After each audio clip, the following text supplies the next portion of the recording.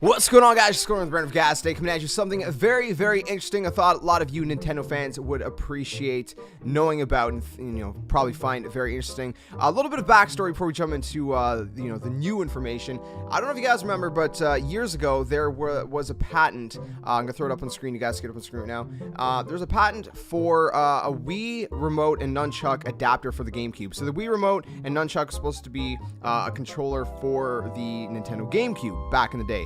You can see, judging by this patent, that there was a wireless adapter that would go into the GameCube. There was the memory card, figure 5, which was an adapter, I believe, for the wireless or wired sensor, rather. The sensor for the Wii remote was plugged in through the memory card slot, kind of like the microphone was the microphone. Like accessory for the GameCube plugged into the memory card slot.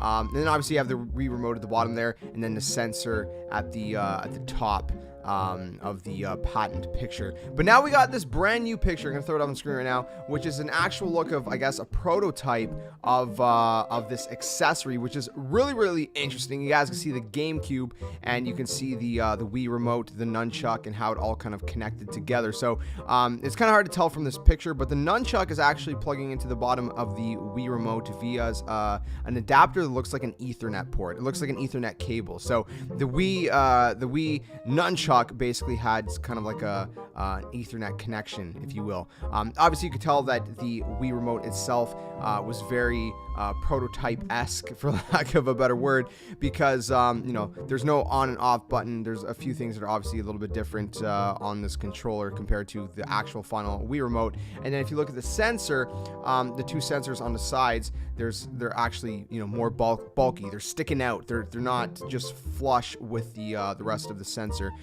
They're like rounded and sticking out, which I assume they did that so the sensor can kind of capture like a rounded angle, if you will, but I guess they figured out how to do that without it being sticking out of the sensor, if you will, for lack of a better word. Yeah, and then you can see that the sensor, it's kind of hard to tell, but the sensor is plugged into that memory card on the right side, not the left side. On the right side, you can see there's a cable actually plugging into that memory card. So in that memory card slot is basically how the sensor is plugging into the GameCube.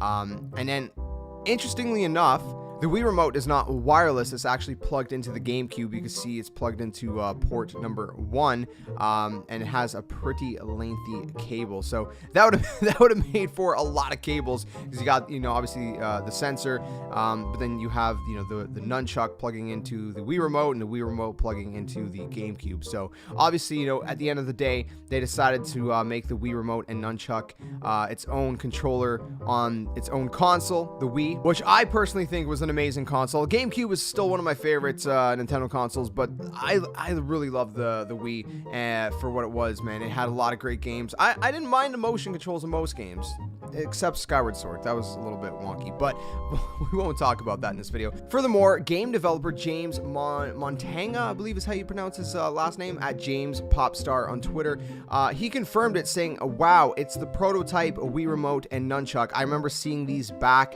when it was still known as the Nintendo Revolution. So pretty interesting stuff, my friends. Again, I just wanted to share that with you guys. Thought a lot of you guys would find this interesting, but let me know what you think in the comments below. Do you wish that this was for some reason an accessory on the GameCube, or are you happy that it was part of the Wii? I'm personally happy that it was part of the Wii. It would have been a little bit weird if it was part of the GameCube, but yeah, I just want to share that with you guys. Let me know what you think in the comments below. If you guys enjoyed the video, smash the like button, subscribe to the comment, share, and all that awesome stuff. Hit the notification bells, guys. I'm new upload. I'll catch you guys very soon. Another video, like always. Until then, game on.